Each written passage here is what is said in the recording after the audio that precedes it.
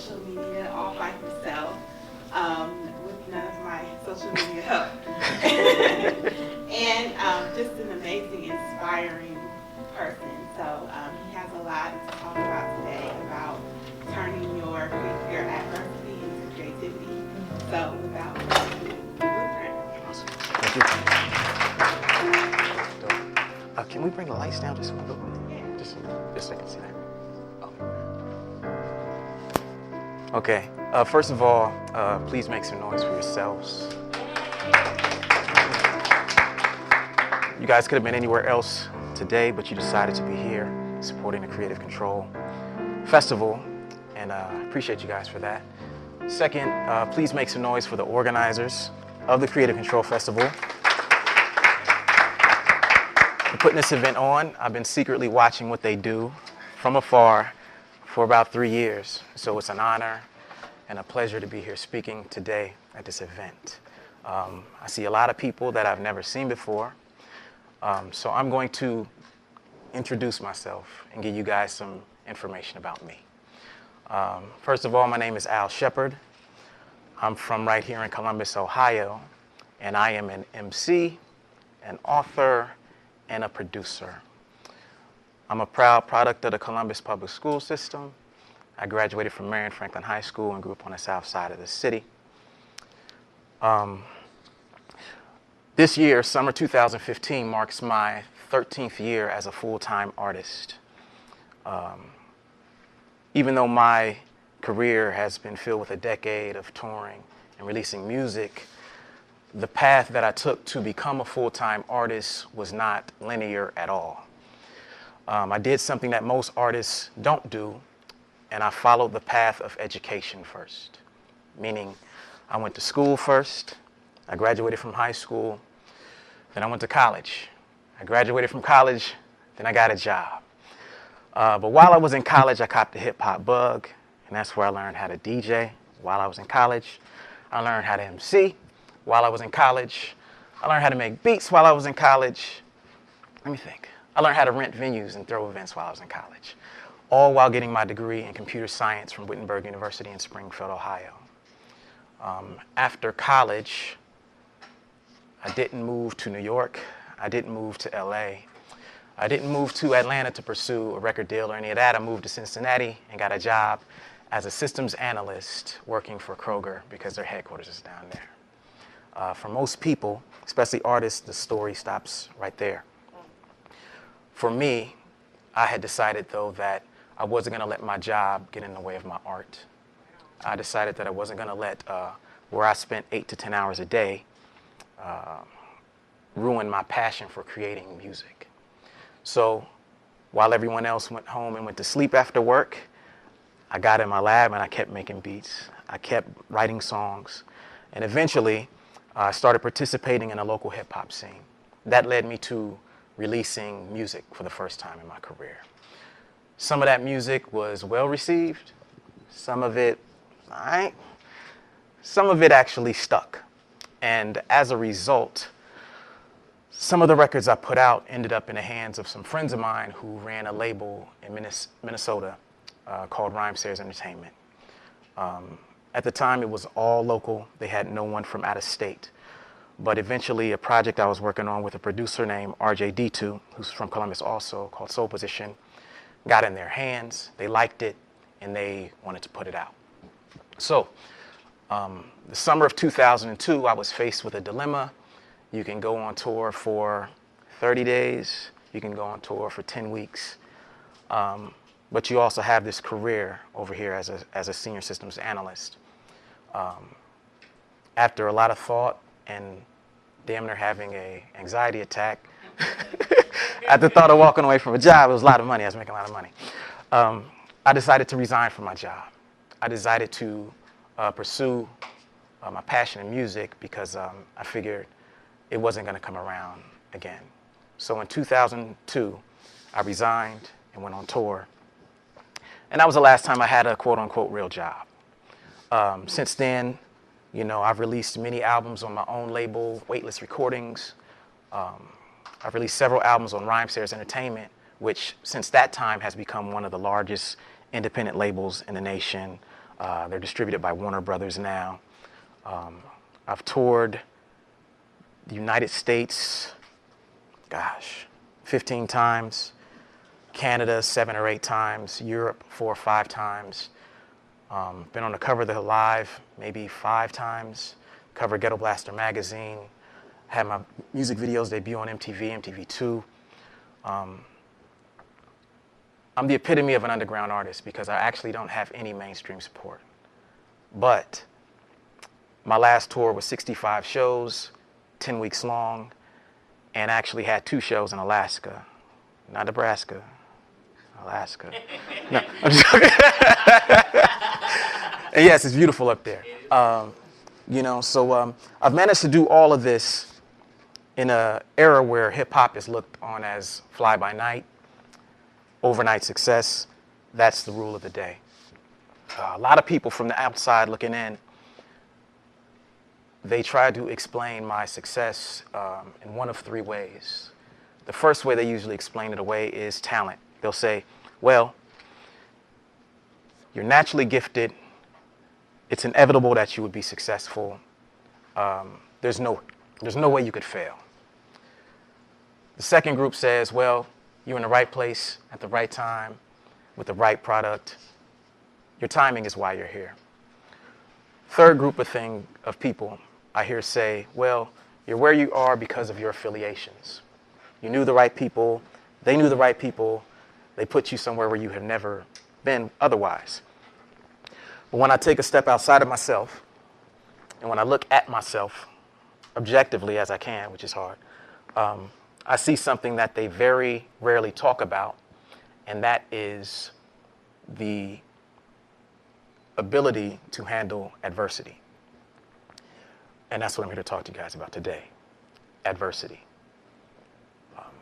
So there's a saying that goes, when life gives you lemons, you make, right, so it's cliche, everyone knows it, right? Exactly. The vodka, yeah. Cliches are cliches for a reason, right? Because they're so common and they have so much truth to them. The thing I love about that saying is that it kind of points to the truth that the difference between 2 different things is only perception. It's only your perspective. One person sees a lemon, they think it's sour and it's unwanted, it's unusable. The second person thinks, all I need is 5 more of these and I got a great drink.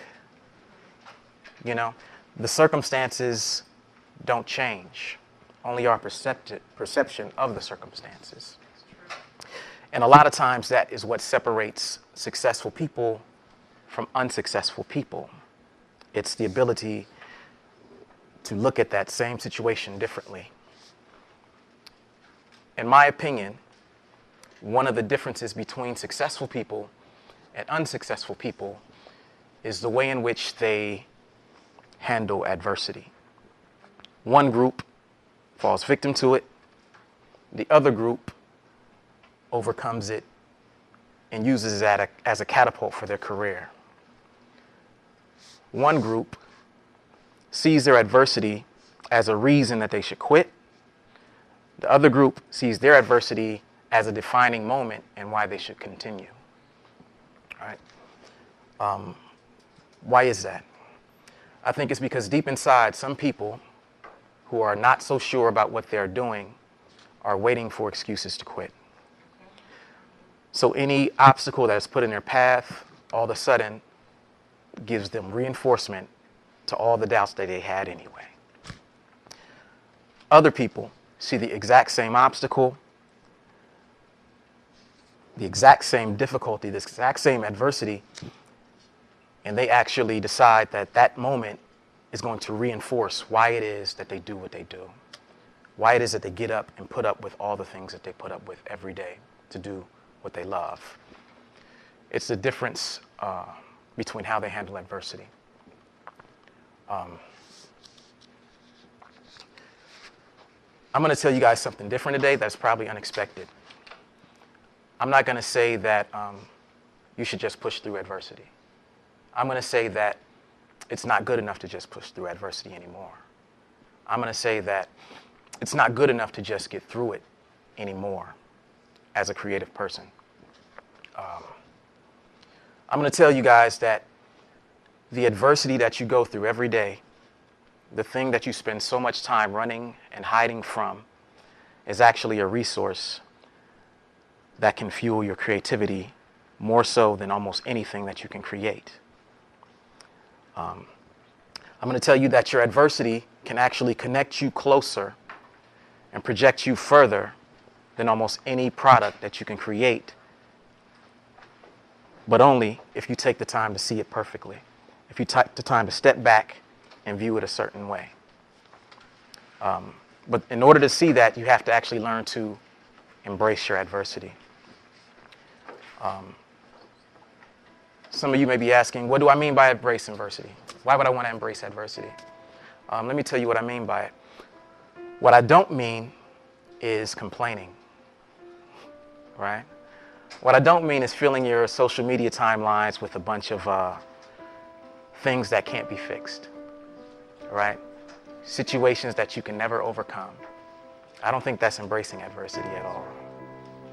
What I think embracing adversity is for creative people, like everyone in this room, is using your platform to tell stories that are not only of your triumphs and your victories, but to also share your failures and your struggles in a way that allows people who actually care about what it is that you do to get a better understanding of who you are and become more connected with you.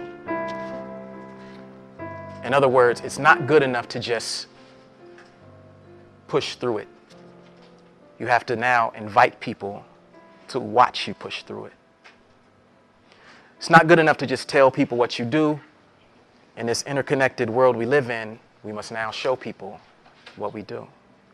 You know, it's okay to say this is why I do it, but showing people why you do it is so much more powerful. And this can only happen when you embrace adversity. Some of you may be asking, why would I want to do that? Okay, I got 6 reasons why someone would want to do this. Reason number 1, people don't like perfect. We spend our entire career chasing perfection, thinking that all we have to do is turn in a flawless performance and we'll be successful.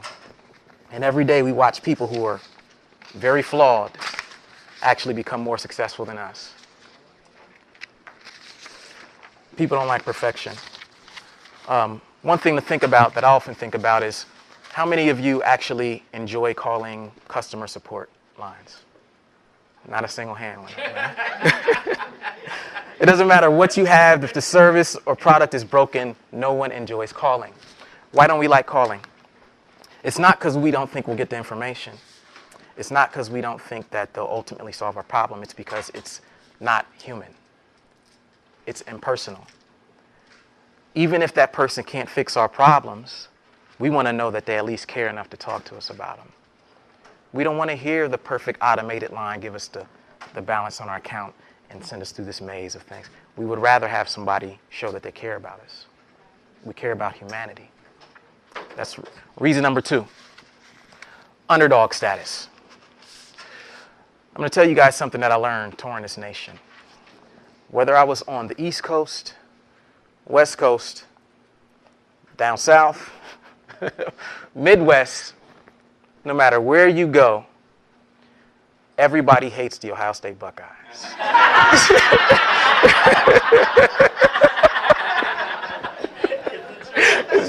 I didn't know this until I started touring, y'all. I'm like, why do you hate us? What? We're great. We always win. Why do you hate us? I don't get it. I didn't get it. And when I started thinking about why is it, and you talk to these people and they hate the Ohio State Buckeyes because they feel that the Ohio State Buckeyes have an unfair advantage. They feel that no matter how their regular season plays out, they're going to be right there playing for the national championship or close to it. Now, I'm not here to say if that's true or not, but I think it's got a little bit of truth to it. But at the end of the day, it kind of illustrates the fact that people really do not like people that they think have an unfair advantage. People want to root for the underdog.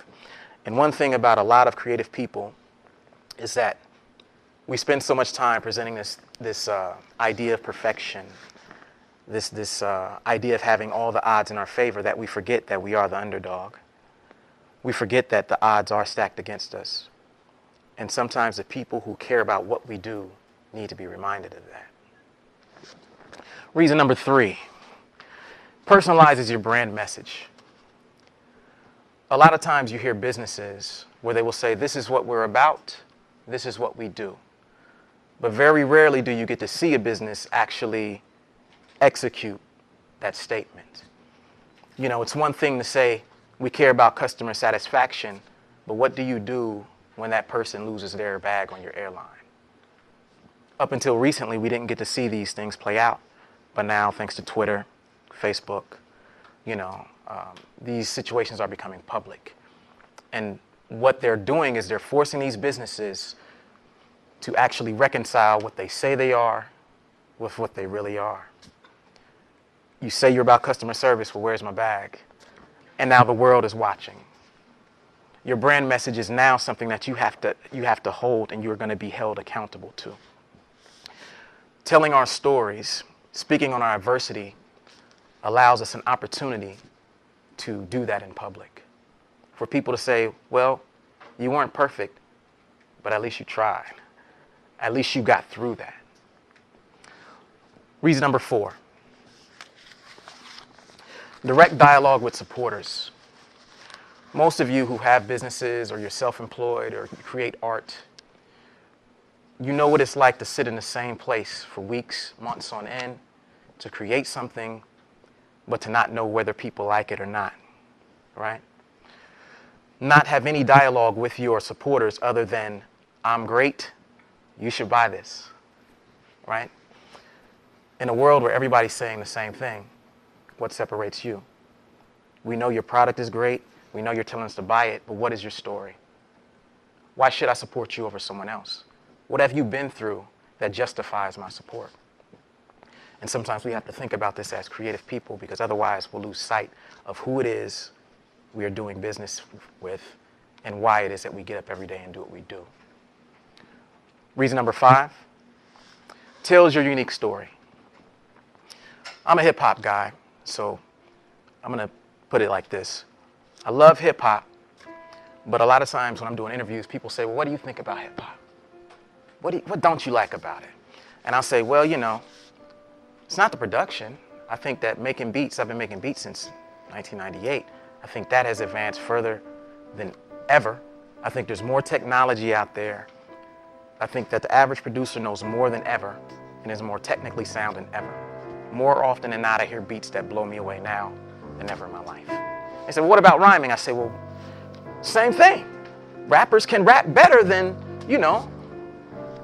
it's like, it's like, no disrespect to the legends, but we've advanced a little bit technically, right?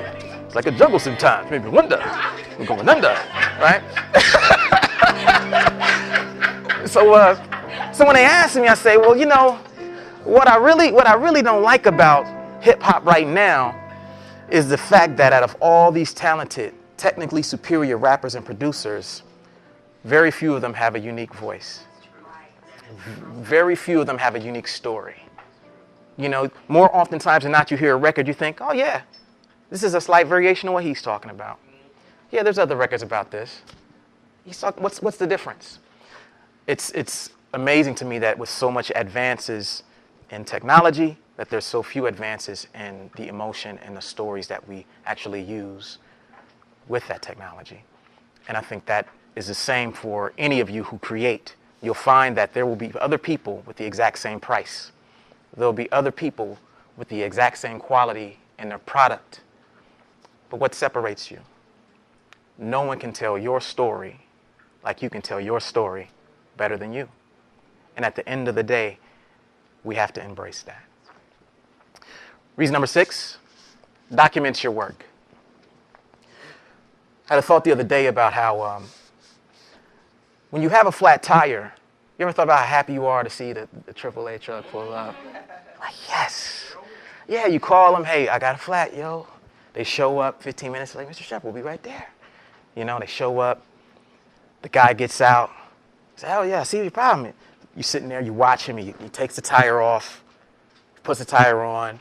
You know, man, that only took 15, 20 minutes. He breaks a sweat, he gets back in his truck, goes about your business, you go about your business.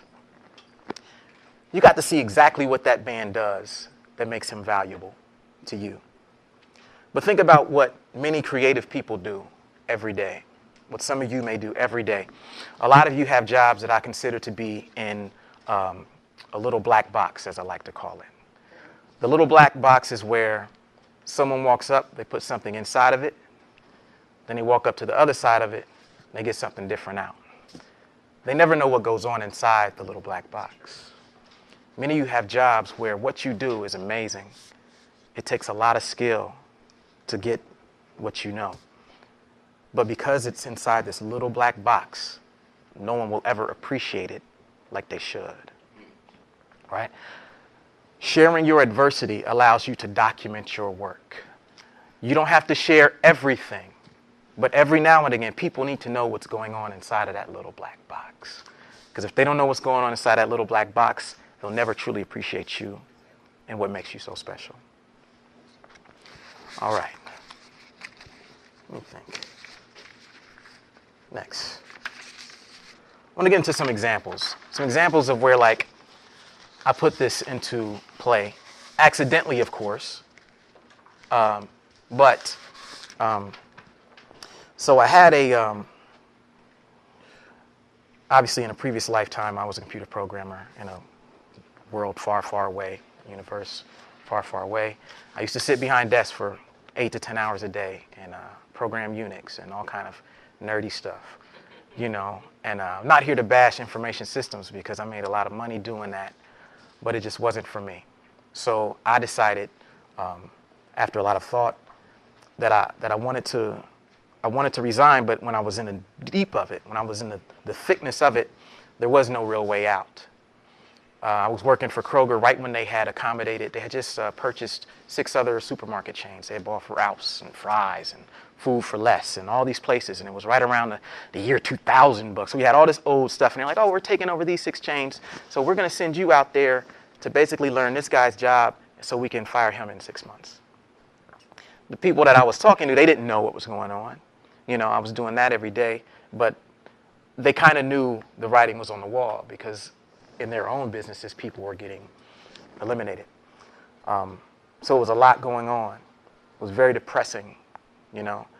A lot of people getting jobs and positions that they probably shouldn't have to compromise between these businesses that we were taking over. And it was a very sad situation. So what I decided to do, and I was not confident about it at the time, was I decided to actually write about it. I was getting production from my guy, RJ-D2 at the time, so I decided, you know what? Whatever I'm going through, I'm going to tell my story. So on our first record, I had a song called Just Think. I had a song called F a Job, F standing for... Thank you. I wonder what that song was about. Yeah, I don't know. But yeah. And when I wrote these songs, I was thinking to myself, there's no one rapping about these things in hip hop right now. I can't tune into a single album that is telling me about the corporate experience, about downsizing, about the effect of getting a great job, but that great job costing someone else their job. And I got nervous. I thought to myself, why would I want to tell this? This is not the hip hop I grew up on. The hip hop I grew up on was about something completely different. So I got nervous. But we kept recording, and I just trusted in it. And the record came out, 8 Million Stories came out, and it was the most successful record that I've ever been a part of. That record single-handedly allowed me to even have the career longevity to have it even now. 13 years later, I still play songs off of that record and at shows. People still love that album. And at the time, I didn't really consciously do it, but what happened was my job was my adversity. You know, the opportunity was to write about it. when I wrote about it, little did I know at the time that writing about it would actually give me a chance to become a full-time artist and then actually remove the adversity completely out of the picture. But because I did it and I took that chance, I was rewarded. Second example I want to give is I used to drink a lot. I used to. Yeah, you're good. No. Back. Yeah. Back one more. Yeah, you're good. Yeah, right there. Yeah, I used to drink a lot. Now, most people don't want to admit that, but I will admit that 2006 to 2009, I was pretty much an alcoholic. I had everything going for me. I had a career that was great. I was coming off of sold-out tours. I was feeling myself. You know how it is. Like, word, I can do anything. I can drink for 8 hours a day and still get my work done. As long as I'm focused when I'm in the lab, that's all that matters, right? I was telling myself all the things, the cliche things that people who drink too much tell themselves. As long as everybody loves me, I'm a happy drunk, right? As long as I ain't fighting people, it's okay, right? I was telling myself all these things. And then ultimately, I started taking a real objective look at my career, and I started seeing just how slow my output had become, how emotional the roller coaster I was on had gotten. I had to be in a certain mood to write music, and then if I wasn't in that mood, I had to get in this mood, and then this had to be perfect. And it's kind of like the people who say, well, I can't rap unless I smoke a blunt. Like the people who have that thing, I had that with alcohol, and for about 3 years, my output waned. Physically, it was taking a toll on my body. Emotionally, it was having a toll on me. Spiritually as well. My friendships were taking a toll. My relationships were taking a toll. And it's a shame because my father was an alcoholic too. So obviously I should have known better. I should have known where that road was going to take me, but I went down it anyway. After a rough New Year's Eve in 2010 and almost getting caught for 2 DUIs back to back, I decided that I had enough. So May 15th, 2010, I stopped drinking completely. I've not had a drink since, and I have no more desire to drink at all. Thank you. Now, when I was going through this, when I decided to quit, the first thing I realized is that when you decide to stop drinking or smoking or whatever it is you do, you start to unpack all these emotions that are inside of you. Because there's a reason everyone does that. They may not know themselves, but when they get sober, they'll find out. So as I started to unpack these things, I started looking for people to talk to. Started looking at my friends. They were all still alcoholics. They were like, nah, man, we'll talk about that later, man. You want to go to the bar and talk about it? Right? Nah, man, I don't want to go to the bar, man. Can you just come over and talk about this, man? Right. Nah, man, hey, meet us at the bar, bro. And so what I found was I didn't have anybody to talk about it. So what I decided to start doing was to actually start writing about it. I had a blog. Prior to that, I'd used it, but I didn't consider myself a serious blogger. So when I got sober, I started writing about it. I started writing about the first meeting that I went to. I only went to one meeting. I didn't have to go anymore after I went to that meeting. It was intense, bro. And so, I started writing about the whole experience, the lessons that I've learned, the realizations, the mistakes I made, having to go on my apology tour. Everyone who does it has to go on one of those because there's so many people you piss off that you don't know, And I wrote about the whole thing, and I was nervous when I started writing it. Every time I would hit post, I would hesitate. Like, do I really want to put this out there? But it was important because years prior, when I was drinking, I had songs about drinking. I had songs about partying. I thought, well, why was I not afraid to put those songs out there? But now I'm afraid to tell the truth about me being sober. Inevitably, some of my fans who love some of these songs about drinking are going to come and say, hey, man, do a shot with me. And I'm going to have to tell them I don't drink anymore, right? So I might as well tell the world this now. So I told the world. And what I found happened was that it was the opposite of what I saw was that those blogs went further and spread faster than any piece of music I've ever created. People's parents People who were fans of mine gave them to their parents who were drinking, to their brother and sisters who were struggling with alcoholism. They read them themselves and said, you know what, I'm going through the exact same thing, but I've never heard anybody talk about it so honestly. I never hear anybody in hip hop speak about it. Most of the time you listen to hip hop, it says keep drinking, keep smoking, keep being reckless. And here you are in the midst of all of this, telling people that it's okay to quit, that you can still be creative and still be productive and not have that in your life. Writing those blogs gave me the confidence that I never had to actually become an author, to take myself seriously as a writer. Because prior to that, I thought that being a writer was simply about how eloquent your sentences are. I would read James Baldwin and I'd say, I'd never be a writer. Baldwin is just from another planet. I'm not a writer. But then I realized that being a writer is not always about how eloquent your sentences are, but how truthful they are and how closely they align with your life and your truths. And in doing so, I felt I had arrived as a writer. That gave me the confidence to write 2 books. I wrote a book about the making of one of my albums, and then I wrote another book that summarized a lot of my blogs, my best blogs, including the ones that I had written about drinking.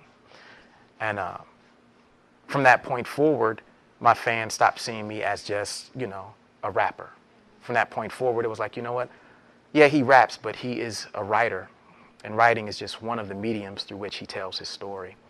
And I feel like it's opened me up to a whole different fan base, a whole different dialogue with my supporters than I ever would have had otherwise. And, the drinking was my adversity, but writing and becoming an author was the opportunity in it. And although I didn't see it at the time, it was right there in my face the whole time. Third example I'm going to get into is this comes from a Twitter conversation. There was a Twitter conversation I had with one of my fans about getting booed. And anybody who's been a public speaker or performer has probably been booed once or twice. Man, it hurts. The first time, you're like, whew, you booing at me? Who are you booing? You look around like, who are they talking? You must be booing somebody else. I'm awesome, That's what you're thinking. And so I had this conversation on Twitter about getting booed. And someone's like, I said, man, you never live life until you got booed. That's how you know you're a real performer. If you've never been booed, you just haven't done enough shows. So I said, man, you've been booed every time I see you. Your shows are awesome. No one boos you. I said, hey, man, look, I could write a book about the bad shows that I've had in my career. And at that moment, everything changed. And I was just joking, but all my fans said, write the book. If you wrote that book, we would buy that book. And I said, all right, I'll try. So I sat down and I wrote an outline of like all the stories that I had, and it ended up being like 20 stories of really funny, ridiculous stuff. Some are getting booed and then like getting into, battles with the people who were booing me. Like, oh, you want to boo me? Let's battle, But some of them were just ridiculous stories, And so I wrote this book, and I wrote a book called, I decided to write a book, and I sat down for a month straight, and I just wrote every day for like 4 to 6 hours a day. I'd edit, and within like 3 to 4 weeks, I wrote my third book, which was called What a Night. And it's called What a Night, a book about the worst shows in my career. And it's a comedy. It's kind of comedy, but it's serious, But it's been like the most successful book of all the books that I put out. And it was a situation where I never would have thought to write that book had I not been presented with this situation. Had the fans not said, hey, man, that's actually something we really would want to hear, And I took a step back and I thought about, okay, well, these bad shows are my adversity. This is my struggle. These are my failures. But there's an opportunity in that because not everyone can tell those kind of stories. These are one-of-a-kind stories that no one will know and that people who don't do this, like I do this, will never even understand. They're so crazy. And that's just another situation where I was able to use adversity and see the opportunity in it. And I'd like everyone to, if you have something like that, keep in mind that there are ways that you can actually, notice these situations around you. So I want to talk about the process behind these things. There's a process that I kind of use now, questions that I ask myself to where I can recognize these situations. And there's questions that I ask, and it goes like this. Question number 1, how bad is the damage? Whenever you're going through something, you should ask yourself first, how bad is it? What's the scope of the damage? You know, does this affect just me? Does it affect everyone? Ask yourself, how bad is the damage? Question number 2, how unique is your experience? Many of us are more unique than we give ourselves credit for. We have a unique learning of many intertwined disciplines that gives us a unique point of view that other people around us would actually love to hear, but only if we understand how unique our view is. So whenever bad things happen to you, whenever you face adversity, one of the questions you should ask is, how unique is my experience? Question number 3, can you win? This is the most important question. It's the most important because you don't want to be transmitting situations that can't be fixed. You don't want to look like you're just complaining about a situation that's just this gray cloud that's always over your head. The tortoise artist syndrome that so many artists have. They walk around with this sad gray cloud over their head. Everything is so hard for them. Nothing ever changes. It's impossible to win. We'll never get ahead. That's not what I want anyone to do. I don't do that myself. If I'm going to speak about a scenario, it's because I think it's something that I can win. I think I can defeat it. And I think that should guide how we view our adversity as well. Question number 4, is there a lesson in this? Take a look outside of yourself and imagine being on the other side of that adversity. What will be the lesson that you will be able to pull from that experience? Is there one?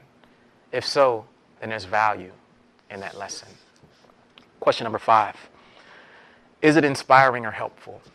As I mentioned with the drinking, I didn't know that me becoming sober would inspire so many children, so many young kids who came to the shows, so many kids who had never had a forum to talk about that topic with their own parents. You may have something that you're going through that is inspiring to others and you may not even know it because you're so used to pushing it down and not speaking about it. Number 6, would your supporters understand you more? All of us have people who really care about what we do and check for what we do. Would they understand you more if you shared this? We can't assume that people automatically understand the struggles that we go through. We don't want to necessarily glorify struggling, but we do want people to know what goes into what we do and everything that we have to overcome just to be able to do it. And then finally, number 6, what is the opportunity? Is there an opportunity? Just as I went through with my book, with drinking, with writing, there are many opportunities in your adversity that maybe you don't know, but sometimes you have to take a step back and think, this is a scenario that other people haven't experienced, and there's opportunity in sharing this with others only because your story is a story that only you can tell. I want to talk about one last thing. Talk about Muhammad Ali for a quick second.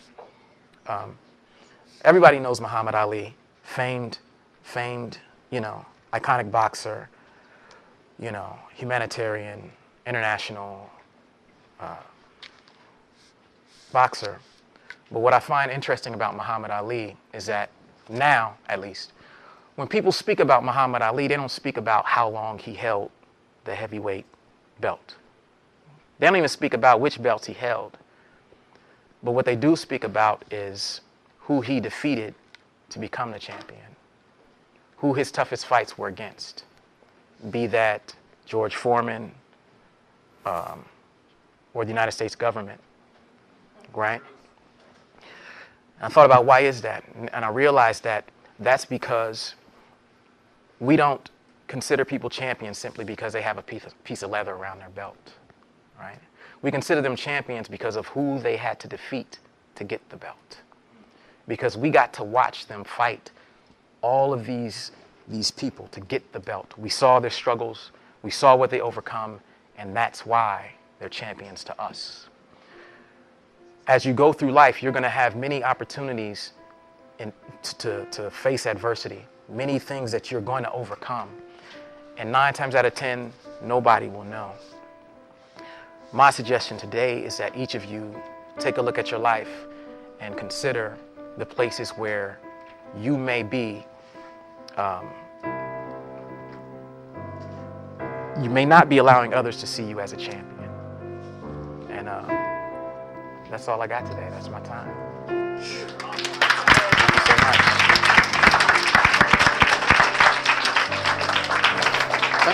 Good. Thank you guys. Oh, questions? Do I have time? Yeah.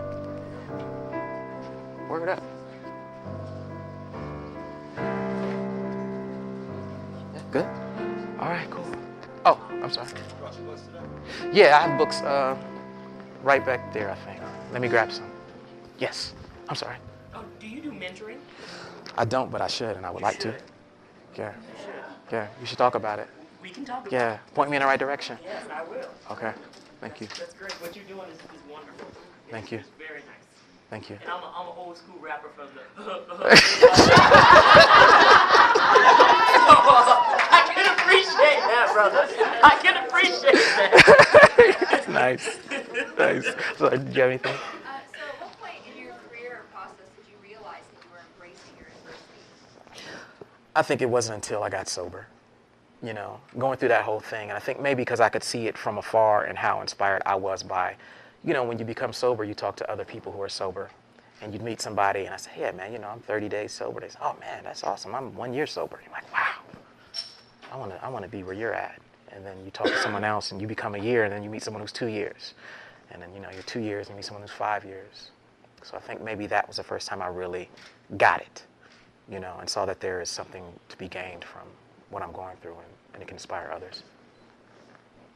So. The last thing you said was maybe not allowing people to see you as a champion. Yeah. So what would you say your kind of mental steps were to allow that to happen, for someone to see you as?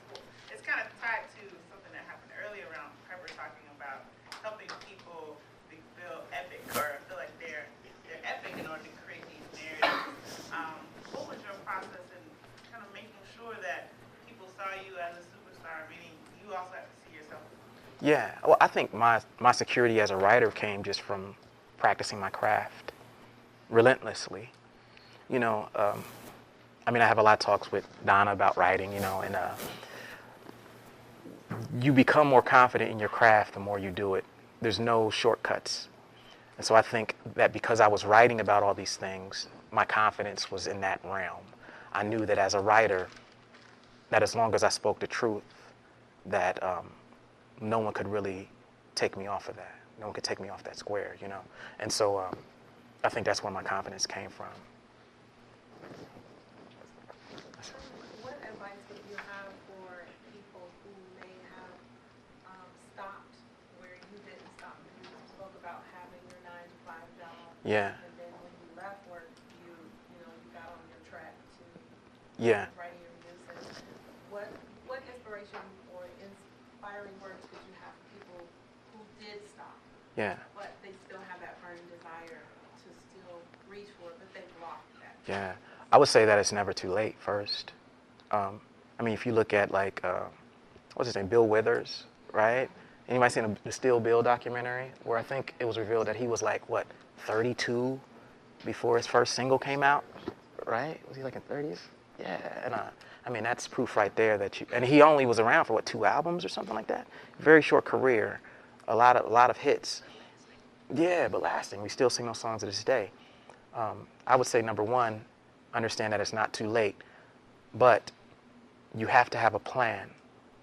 If you want to resign from your job in a year, 2 years, the main thing that's going to hold you back is going to be the economic side of it. It's easy to say, yeah, I want to quit my job, but if you got bills, wife, kids, mortgage, you can't be dreaming out here. So I would say if you have a plan and it's really what you want to do, you should begin to make a plan every month to save a certain amount of money that will allow you to even try it. Before I quit my job, I wanted to quit a year before then.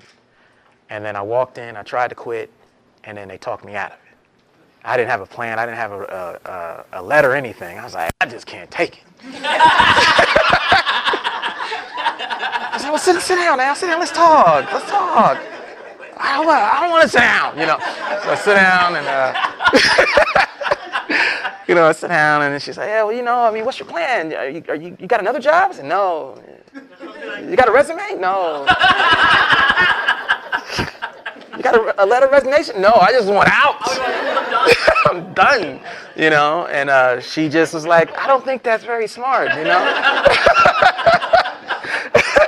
Let's talk about this. So then I say, okay, well, if I ever have a chance to quit this job, I'm going to stack my paper up.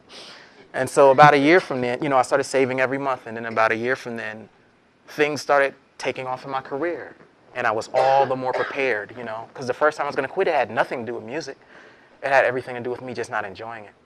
And so I'd say prepare. Have a financial plan. Don't just have an emotional plan for how I want to step out here with my art. That's good, but you should have a plan that you know exactly what it's going to take for you to survive at a minimum. And also keep in account that if you're self-employed, you don't have to make what you make doing exactly what you do, right? You don't have to make the same amount, you know, because you get your money first, you know, as opposed to most people who the IRS takes 30% off top. You know, you don't have to make that. You can make 2/3 or you know, half of what you make and still get by, you know. Would I say that? There's always a way. But just have a plan, and primarily an economic plan that saves you enough to take that chance and gets you rolling, you know, give you some momentum going into it. Anybody else? I think that's it. Oh. You talked about telling your own story and how no one can tell your story the way you do, but I find like we don't learn that in school, like, or even in life, like talking about yourself. Yeah, I would agree. You know, I'm Dominican, so we're not taught to like talk highly about yourselves. But and for women too, like you should be, you know, let other people praise you. Yeah. So how do you balance that? Because I just went through a job interview, and the first question was like, tell me about yourself. And I was like,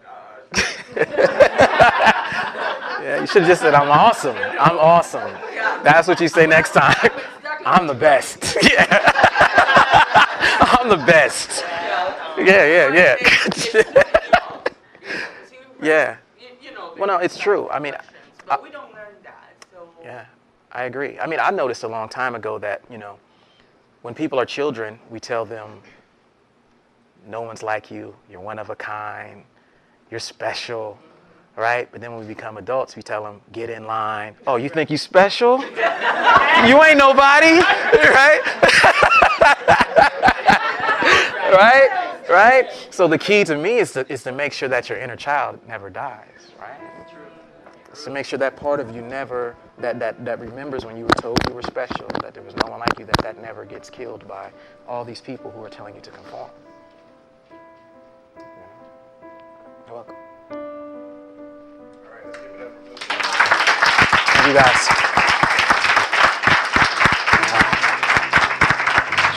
I'm gonna grab some books. Stick around. We have two more speakers. We have Dr.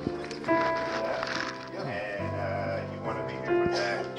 We have Adrienne Franks coming up right after her. So we still got a lot of time and a lot of stuff to do, and we want you all here for it. We're going to take about 5 to 10 minutes to get set up and make your way back in here, run, support a vendor, grab you a little bite, and head right back up here, yeah.